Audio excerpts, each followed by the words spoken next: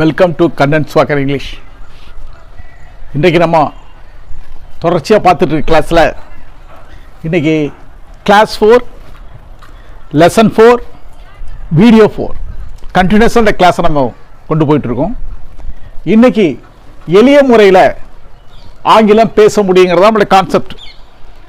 அதில் முக்கியமான எய்ம் என்ன, தெரிந்த வார்த்தைகளை வச்சுக்கிட்டு நமக்கு ஏதோ கேள்விப்பட்ட வார்த்தைகள், அடிக்கடி நம்ம சந்தர்ப்பத்தில் பயன்படுத்துகிறோம் ஆங்கில வார்த்தைகள், இந்த பேசிக் நாலேஜ் வச்சுக்கிட்டு தெரிஞ்ச வார்த்தைகளை வச்சுக்கிட்டு நம்ம எப்படி சென்டென்ஸ் ஃப்ரேம் பண்ணலாம், எப்படி ஆங்கிலத்தில் பேசலாம், வாக்கியங்களை எப்படி நம்ம அமைக்க முடியும் அப்படிங்கிறத பற்றி தொடர்ந்து முயற்சி பண்ணிகிட்டு இருக்கிறோம். அதில் இது 4வது வீடியோ. தொடர்ந்து பொறுமையாக பாருங்கள், ஸ்கிப் பண்ணாமல் தொடர்ந்து பாருங்கள், இடையில ஸ்கிப் பண்ணாதீங்க. ஏன்னா ஸ்டார்டிங்கில் மெதுவாக தான் ஆரம்பிப்போம், ஆனால் போக போக அதனுடைய அர்த்தங்கள் அதிகமாகும், அதாவது டீப்பாக போகும். இன்னும் சில விஷயங்களில் முக்கியமான பாயிண்ட்ஸ் எல்லாம் விரிவாக சொல்லும்பொழுது நீங்கள் ஸ்கிப் பண்ணிட்டீங்கன்னா உங்களுக்கு அது நாலேஜில் வராது, அது நீங்கள் புரிஞ்சிக்க முடியாது. ஆக கரும்பை முழுசாக தின்னா தான் ருசி, நுனியில் ஒரு சுவை இருக்கும், அடிக்கரும்பு ருசியாக இருக்கும். ஆக ஒரு கரும்பை ருசிக்கிறோன்னா முழுசாக கடித்து சாப்பிட்டா தான் நமக்கு ருசி வரும். அப்படிங்கிற அதே மாதிரி கரும்பை ருசிக்கிற மாதிரி நம்ம ருசிக்கணும். நீங்களும் பயிற்சி எடுத்து பார்க்கணும், பேசி பார்க்கணும். அவங்க பேசல என்ன மாற்றம் வருது, ரசிக்கிறாங்களா, விரும்புகிறாங்களா, இல்லையா, அவங்க சொல்கிறத கேட்குறாங்களா, இல்லை சலிப்படைகிறாங்களா, அதுக்கு தெரிஞ்சுட்டு அதுக்கு தகுபடி நம்முடைய பேச்சு வார்த்தைகளை மாற்றணும். அட்ராக்ஷன் ஆகிறதுக்கு என்ன பண்ணலாம், அதுக்கான முயற்சி நம்ம எடுக்கணும். ஆக ஸ்போக்கன் இங்கிலீஷுங்கிறது ஏதோ இங்கிலீஷ் பேசிட்டதுனால வராது, அடுத்தவங்களை கவர்ற மாதிரி பேசணும், சொல்கிற விஷயங்களை அவங்க கேட்டு காது கொடுத்து கேட்குற மாதிரி நம்ம நடந்துக்கணும், அப்படி பேசணும். அதுக்கு இந்த அடிப்படையாக போயிட்டுருக்கணுமா. அதனால் இப்போ பார்த்தீங்க, அன்னைக்கு ஐ வச்சு பார்த்தோம், ஃபர்ஸ்ட் பர்சன் சிங்குலர் ஐ, அதுவும் ப்ரொனவுன் தான். இதுவும் ஹீ. இப்போ என்ன பார்க்க போகிறோம், அதுக்கு அடுத்தது அது ஃபர்ஸ்ட் பர்சன் சிங்குலர் ஐ, இது third person singular. Third person singular, இது third person singular form. This is a third person singular form. He, she, it. என்ன சார் தேர்ட் பர்சன் சொல்கிறீங்களா? நம்ம பேசிக்கில் இருக்கிறவங்களுக்கு third person singular, first person singular, third person plural, second person இப்படி சொன்னால் புரியாது, ஏதோ என்னமோ சொல்கிறாங்கன்னு புரிஞ்சுட்டு இருப்பாங்க. நம்ம தெளிவாக சொல்லணும், ஐங்கிறது நான், ஃபர்ஸ்ட் பர்சன் நான், எனக்கு முன்னாடி இருக்கிறது செகண்ட் பர்சன் யூ, எனக்கு முன்னாடி இருக்கிறது அவர் யூ. நம்ம 2 பேருக்கு அப்பால வெளியில் ஒருத்தர் சொல்லுவோம்ல, நம்ம 2 பேருல பேசிகிட்டு இருக்கோம், ஏன் அவன் தேர்ட் பர்சன் இதில் நுழையிறான்? தேர்ட் பர்சன் யார்? நம்ம 2 பேருக்கு சம்மந்தத்தில் இன்னொரு ஆள், 3வது நபர். அது அவனாக இருக்கலாம், அவளாக இருக்கலாம், அதுவாக இருக்கலாம், அவர் கண்ணனாக இருக்கலாம், கமலாவாக இருக்கலாம், சீதையாக இருக்கலாம். தேர்ட் பர்சனுங்கிறது எனக்கு, உனக்கு, அதுக்கப்புறம் அடுத்த பர்சன், 3வது நபரை பற்றி சொல்லும்பொழுது தேர்ட் பர்சன். தேர்ட் பர்சனில் அவன், அவள், அது, ஒருத்தங்க பேர், அது பேராக இருக்கலாம், அதாவது கமலா, ராணி, கண்ணன், ராமன், ஸ்ரீராம், இந்த மாதிரி நிறைய பேர் இருக்குது. இந்த பேர் எல்லாமே என்ன, தேர்ட் பர்சன் சிங்குலர். ஆக நேமிங் வேர்டு எல்லாமே, அதாவது நேமிங் வேர்டு எல்லாமே, பெயர் சொல் எல்லாமே என்னது, தேர்ட் பர்சன் சிங்குலர். பெயர் சொல் தான் என்னென்ன, அவன், அவள், அது, அதுக்கப்புறம் பேர், இது எல்லாமே இதுக்கு பேர். இப்போ கண்ணன் சொன்னால் அது ப்ராப்பர் நவுன், அது ப்ராப்பர் நவுன் பர்டிகுலராக சொன்னான். ஆனால் அதையே ஹீன்னு சொன்னால், ஹீ, ஷீ, இட்டுன்னு சொன்னால், ஹீயை ஹீக்கு போலா, அதாவது கண்ணனுக்கு போலா அவன்னு சொன்னால் அது ப்ரொனவுன். எதுக்கு, அந்த நவுனுக்கு ப்ரொனவுன். நவுன் என்பது பெயர் சொல், அதை திரும்ப பயன்படுத்தாமல் இருக்கிறதுக்கு பயன்படுத்துகிற வார்த்தை தான் என்ன, ப்ரொனவுன். கண்ணன் அவன் சொன்னான்னு சொல்கிறோம்ல, Kannan is a doctor, he is working, எப்படி, Kannan is a doctor, he is working in Chennai. அப்போ கண்ணனுங்கிறத திரும்பவும் சொல்லாமல் ஹீன்னு பயன்படுத்துகிறோம். ஆக கண்ணனுங்கிறதுக்கு அந்த வார்த்தையை திரும்பி பயன்படுத்தாமல் இருக்கிறதுக்கு ப்ரொனவுன் பயன்படுத்துகிறோம், அதுதான் ஹீ. அப்போ இந்த ப்ரொனவுன் என்னங்கிறது உங்களுக்கு புரியுது. பிரதி பெயர் சொல், என்ன சொல்கிறோம், பிரதி பெயர் சொல். அந்த பெயர் சொல்லுக்கு பிரதியா, அதாவது கண்ணன்கிற பெயருக்கு பதிலாக அந்த கண்ணனுங்கிற பேரை திரும்பவும் பயன்படாமல் ரிப்பீட் பண்ணாமல் இருக்கிறதுக்காக பயன்படுத்துகிற வார்த்தை ப்ரவுன். என்பது ப்ராப்பர் நவுன். ஓகே, இப்போ இங்கே நம்ம பார்க்குறது தேர்ட் பர்சன் சிங்குலர். அதில் he she it, he she it இது மூணுமே தேர்ட் பர்சன் சிங்குலர். அவன், அவள், அது. சரி, இப்போ இந்த மாதிரி வந்தால் வர்போட எஸ் சேரும். இது என்ன, இதெல்லாம் வர்பு, இது எல்லாமே வேர்பு. இந்த வர்புக்கு அப்புறம் என்ன செய்யுது, எஸ்ஸுங்கிற வார்த்தை சேருது. இந்த ஈட்ஸுங்கிற வார்த்தை இருந்தாலே, கோஸ்னுங்கிற வார்த்தை இருந்தாலே, வர்போட மீட்டோட எஸ் சேர்ந்தாலும், லவ்ங்கிற வர்போட எஸ் சேர்ந்தாலும், இதுக்குள்ள டஸ்ஸுங்கிற வார்த்தை ஒன்று இருக்கு. அதுக்குள்ள என்ன இருக்கு, டஸ் அப்படின்னா இருக்கு. லவ்ஸ் அப்படின்னா, இப்போ லவ்ஸ்னு சொல்றீங்களா, ஹீ லவ்ஸ், ஹீ லவ்ஸ். இதுக்குள்ள என்ன இருக்குன்னு கேட்டீங்கன்னா, டஸ் இருக்கு பிளஸ் லவ் இருக்கு. இது ரெண்டும் சேர்ந்த கலவை தான் லவ்ஸ். இதுக்குள்ள என்ன இருக்கு, டஸ் இருக்கு, லவ் இருக்கு. இதை பிரிச்சா இப்படி தான் வரும். இந்த லவ்ஸுங்கிறத பிரிச்சா இப்படி தான் வரும் அப்படிங்கிறத ஞாபகம் வச்சுங்க. இதை வேணா நம்ம எழுதி வச்சுக்குவோம். லவ்ஸ் தேர்ட் பர்சன் சிங்குலர், வர்போட எஸ் சேரும் அல்லது இஎஸ் சேரும் அல்லது எஸ் சேரும். ஓகே, இப்போ இதோட வடிவம் என்னன்னு கேட்டீங்கன்னா, லவ்ஸுங்கிற வார்த்தைகள் என்ன இருக்கு, டஸ் லவ் இருக்கு, டஸ் இருக்கு, லவ் இருக்கு. ஆக இதான் பிரசன்ட் டென்ஸ்ல தேர்ட் பர்சன் சிங்குலர்ல. ஏன் சார் பிரசன்ட் டென்ஸ் சொல்றீங்க? நான் தான் சொல்லியிருக்கேன்ல, ஒரு மொழியை தெரிஞ்சுக்கிறதுக்கு, அதுவும் ஆங்கில மொழியை தெரிஞ்சுக்கிறது முதல்ல நம்ம நிகழ்காலத்தில் தான் ட்ரை பண்ணணும். அதாவது பிரசன்ட் டென்ஸில் ட்ரை பண்ணணும். அதனால தான் நம்ம பிரசன்ட் டென்ஸ்லேயே ட்ரை பண்ணிட்டு இருக்கிறோம். இப்போ he eats, he eats, he goes, he meets, she loves, it buys, it calls, she எதை வேணாலும் பயன்படுத்தலாம். இந்த மூணு வார்த்தைக்கு இந்த வேர்ட்ஸ் எதை வேணாலும் நம்ம பயன்படுத்தலாம். 1 2 3 4 5 6 7 8 9 10 11 12 வேர்ட்ஸ் இருக்கு.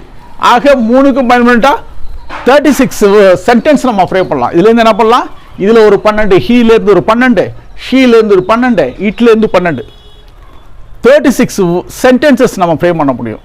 சொல்லி பார்த்தா நீங்கள் சொல்லி பாருங்கள், பொறுமையாக இருக்கும்போது சொல்லி பாருங்கள்.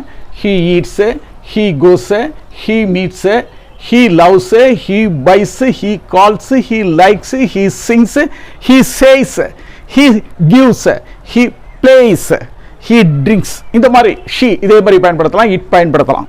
இப்போ ஒருத்தர் இருக்கான்னு வச்சிங்களேன், ராமன் இருக்கான். இந்த இடத்துல ராமன் ஒரு பேர் இருக்குன்னு வச்சுக்கேன். ராமன் ஈட்ஸ், ராமன் கோஸ், ராமன் மீட்ஸ், ராமன் லவ்ஸ், ராமன் பைஸ், ராமன் கால்ஸ். சரி, அதே மாதிரி இப்போ வந்து ராணின்னு இருக்கு, ராணின்னு ஒரு பேர். அப்போ அவங்களுக்கு என்ன வரும், ராணி ஈட்ஸ், ராணி கோஸ், ராணி மீட்ஸ், ராணி லவ்ஸ், ராணி பைஸ், ராணி கால்ஸ், ராணி லைக்ஸ், ராணி சிங்ஸ், இப்படி வரும். பெயர் சொல்ல, அதாவது ஒருத்தர் பெயரோட வர்பு சேரும் பொழுதும் என்ன வரும், வர்போட எஸ் சேரும். ஆக ஹீ ஷீ இட்டு, அப்புறம் நேமிங் வேர்டு, அதாவது ஒருத்தனுடைய பேர், ஒருத்தவங்களுடைய பேர், அது ஆணாக இருக்கலாம் பெண்ணாக இருக்கலாம். இங்கெல்லாம் வரும்போது அந்த அவங்க பேரோட அந்த ஈட்ஸுங்கிற வர்பு சேரும். சேர்ந்துச்சுன்னா அது ப்ரெசன்ட் டென்ஸ். ப்ரெசன்ட் டென்ஸில் இருந்தாதான் வர்போட எஸ் சேரும். ப்ரெசன்ட் டென்ஸில் மட்டும்தான் வர்போட எஸ் சேரும். இதில் தேர்ட் பர்சன் சிங்குலர்ல, ப்ரெசன்ட் டென்ஸ்ல third person singular. Third person சிங்குலர்னா உங்களுக்கு புரிஞ்சுதுல, மூணாவது நபர். அந்த மாதிரி நபர்களை பற்றி பேசும்பொழுது அந்த வர்போட எஸ் சேரணும், மற்ற எதுக்குமே சேராது. மற்ற எதுக்கும் எஸ் சேர வேண்டிய அவசியமே இல்லை. இங்கிலீஷை பொறுத்த வரைக்கும் ஹீ ஷீ இட் என்பது தேர்ட் பர்சன் சிங்குலர், அதுக்கு மட்டும்தான் ப்ரெசன்ட் டென்ஸ்ல வர்பு சேரும். இப்போ நம்ம ப்ரெசன்ட் டென்ஸை பற்றி தான் பேசிட்டு இருக்கோம். நான் பாஸ்ட் டென்ஸை பேசலாம்னா அடுத்து குழம்பிடும். அதனால ப்ரெசன்ட் டென்ஸை பற்றி தான் பேசிட்டு இருக்கோம். ப்ரெசன்ட் டென்ஸில் மட்டும் வர்போட எஸ் இருக்கிறத ஞாபகம் வச்சுங்க. இது மட்டும் நம்ம தெரிஞ்சிச்சுன்னா நம்ம நிறைய சென்டென்சஸ் ஃப்ரேம் பண்ண முடியும். நீங்கள் பாட்டில் பேசிகிட்டே இருக்கலாம், நிறைய சென்டென்ஸ் உருவாக்கி பேசிகிட்டே இருக்கலாம். உங்களுக்கு என்னென்ன இங்கிலீஷ் வார்த்தை தெரியுதோ வர்பில், ஆக்ஷன் வர்பில் நிறைய தெரியும் உங்களுக்கு. ஓடுறேன், ரன், வாக் பண்ணுறேன், வாக்ஸு. இப்போ அடுத்த ஹீன்னு சொன்னா பண்ணுவோம், he wax, he runs, he drinks, he moves. கடையில் ஜாமான் வாங்குறான், ஹீ பைஸு. இந்த மாதிரி நிறைய வருஷம் நீங்கள் பயன்படுத்த ஆரம்பிச்சிட்டிங்கன்னா, திரும்பவும் சொல்கிறேன், வீடியோ பார்த்துக்கிட்டு போகிறதுனால நமக்கு லாங்குவேஜ் வராதுங்க. நல்லா தெரிஞ்சுங்க, வருத்தப்படாதீங்க மேலே.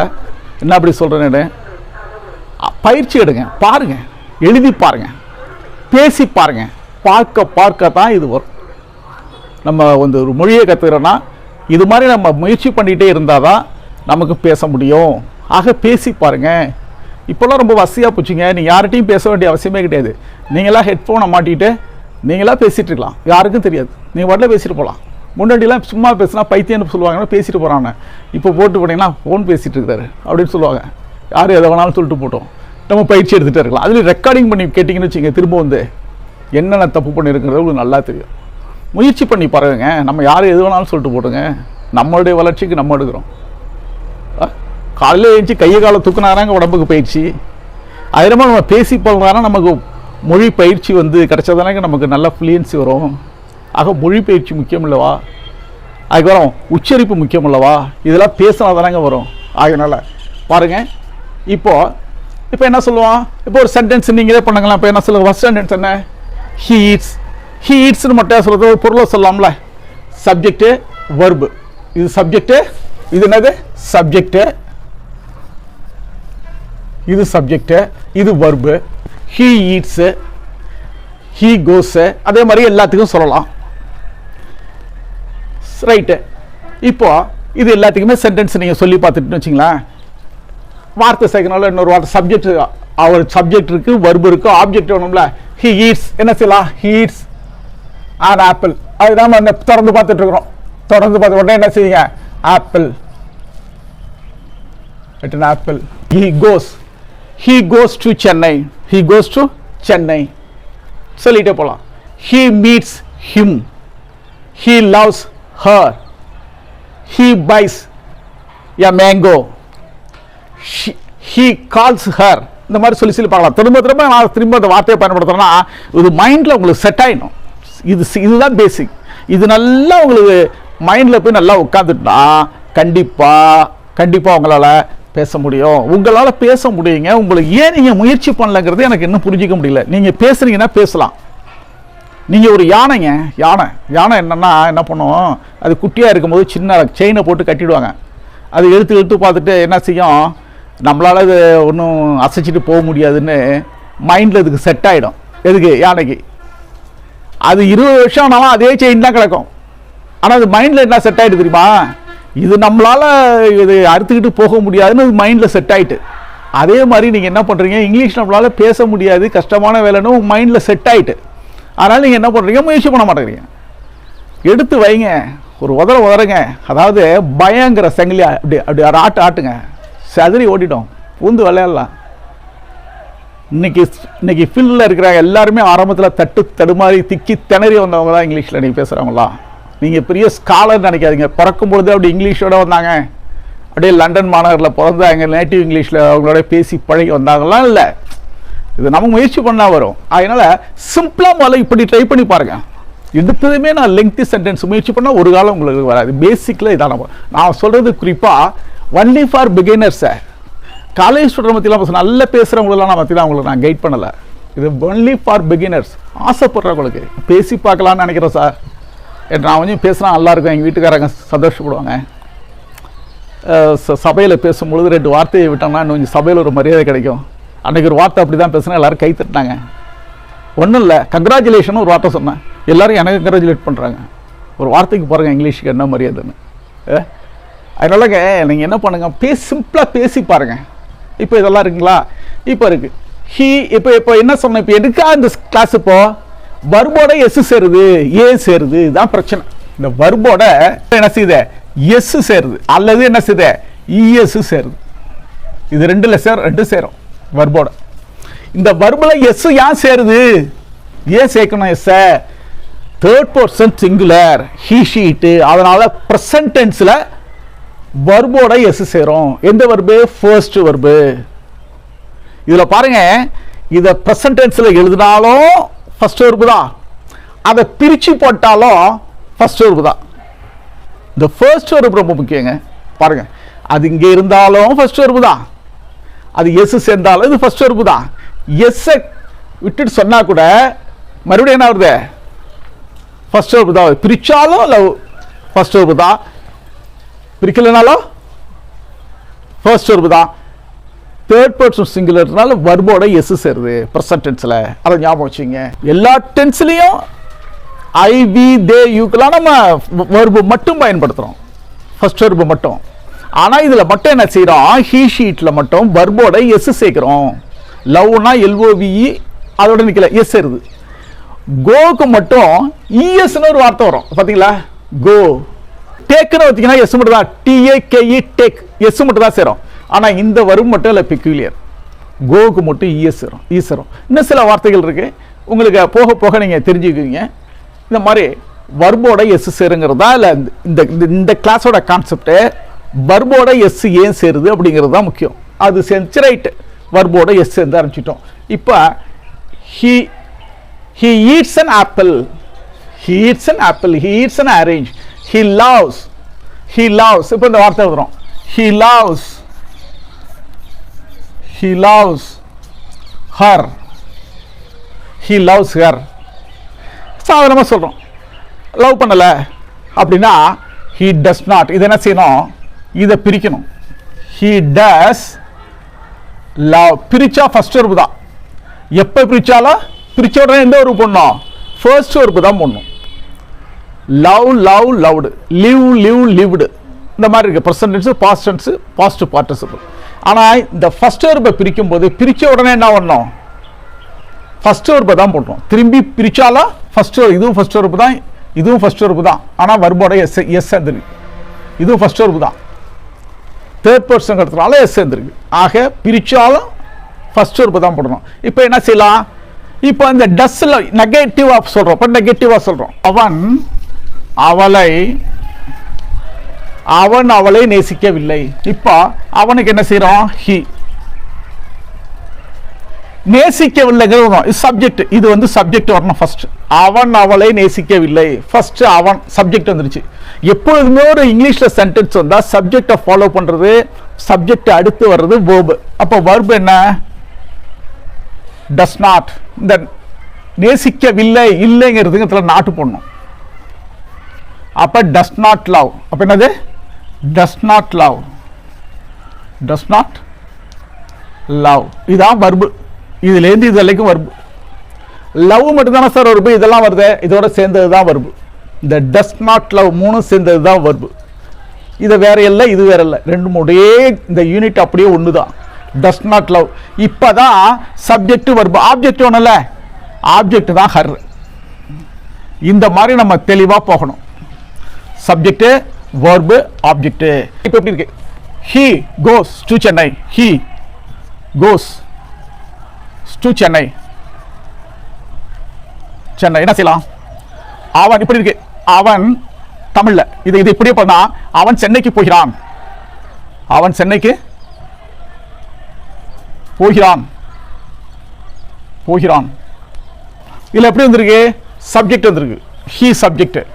உடனே வர்பு வரணும்ல, போகிறான்ங்கிறது இங்க வந்துருச்சு, போகிறான்ங்கிறது இங்க வந்துட்டு, போகிறான் எங்க, சென்னைக்கு, இந்த வந்துருச்சு. அவன் கோஸ், he goes எங்க, சென்னைக்கு, இது ஆப்ஜெக்ட். தமிழ்ல நமக்கு இப்படி எழுத முடியாது, he to சென்னைக்கு கோஸ் அப்படின்னு எழுத முடியாது. ஆங்கிலத்தில் இப்படி தான் எழுதணும், he goes to சென்னை.